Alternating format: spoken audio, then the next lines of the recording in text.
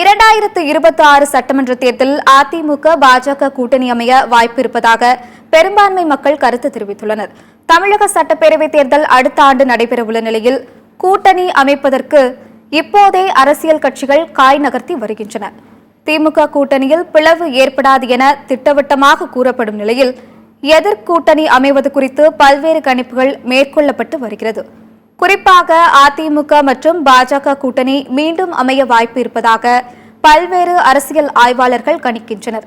இந்நிலையில் வரும் சட்டமன்ற தேர்தலில் அதிமுக பாஜக கூட்டணி ஏற்படுமா என்று சத்தியம் தொலைக்காட்சியின் யூடியூப் பக்கத்தில் கேள்வி கேட்கப்பட்டது.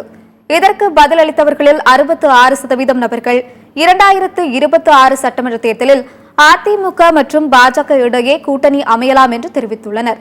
இந்த இரு கட்சிகளிடையே கூட்டணி ஏற்படாது என 24% நபர்களும், கூட்டணி அமைவது மற்றும் அமையாததற்கு சம வாய்ப்பு இருப்பதாக 10% நபர்களும் கருத்து பதிவிட்டுள்ளனர்.